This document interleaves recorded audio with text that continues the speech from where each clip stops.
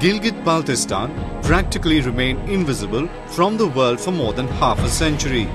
No considerable move was made to empower the local populations who have been at the mercy of Islamabad.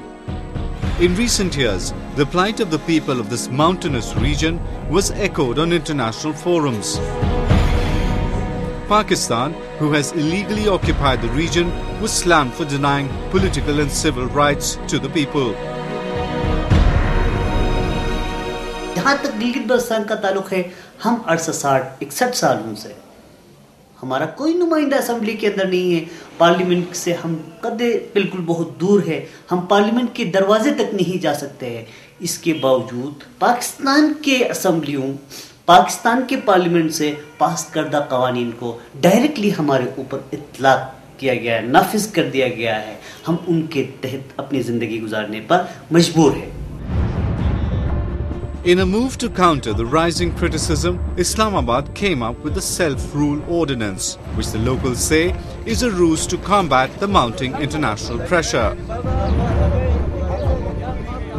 इस आईनी package के हवाले से यहाँ की किसी सियासी मजहबी किसी भी शुमाली इलाके या गिलगित बल्तिस्तान की किसी पार्टी को एतमाद में नहीं लिया। ये वहाँ बैठ के खुद फैसले किए। जब ये फैसले खुद वहाँ पाकिस्तान में होने हैं तो फिर हमें मतलब बेवकूफ़ बनाने की ज़रूरत नहीं है। हम ये चाह रहे हैं कि हमें टोटली फुल फ्लेज हमें फुल इख्तियार दिए जाए। यहाँ के पहले भी ऐलान किया गया था कि भाई हम यहाँ पे अपना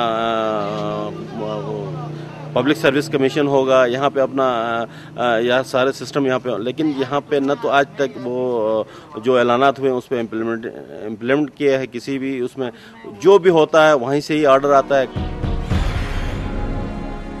One of the fundamental demands of the people here has been self-governance and transfer of powers from the Ministry for Kashmir and Gilgit-Baltistan Affairs to the elected representatives. This includes local control on finance, administration and judiciary. The package announced now is a mockery, says the local leadership. The governor appointed by Islamabad will continue to exercise control over the local council, leaving the elected members with little or no say in development matters. ये फैसला करना कि इनका chief कौन होगा, इनका deputy chief कौन होगा, इनका सदर कौन होगा, इनका वज़ीर आज़म कौन होगा, इनका मेंबर कौन होगा, ये हक जो है ये पाकिस्तान के किसी हुक्मरान को, पाकिस्तान के किसी आदमी को ये हक हासिल नहीं है कि वो ये फैसला करे।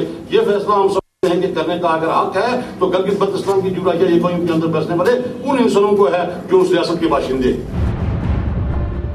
Under the new economic and strategic processes in South Asia, the region of Gilgit-Baltistan has also become vital for the survival of Pakistan.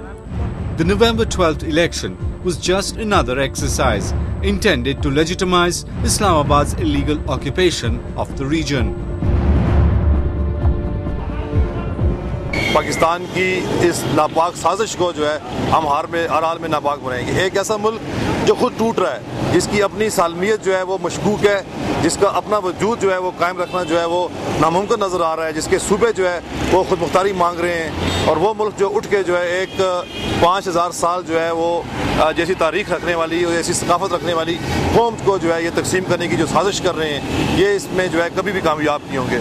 और तारीख शायद है कि जिसने किसी का घर तोड़ने की कोशिश की और हमेशा जो है उसका अपना घर टूटा है।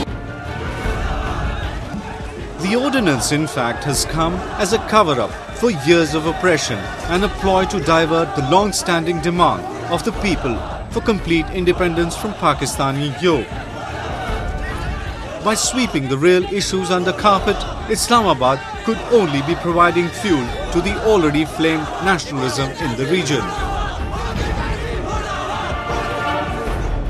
हम अपनी पहचान की बात करें, हम अपनी इलाहिदा तशख्खुस की बात करें, हम अपने लिए एक इलाहिदा रियासत की बात करें, और हम अपने रियासत के अंदर अपनी मर्जी से चाहे तो पाकिस्तान में रहे, चाहे तो वापस कश्मीर जाए, चाहे तो इंडिपेंडेंट रहे।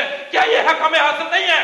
और इस हक के रास्ते में जो भी आएगा वही हमारा दुश्मन होगा, उसी के खिलाफ हमारी जदोजहद होगी।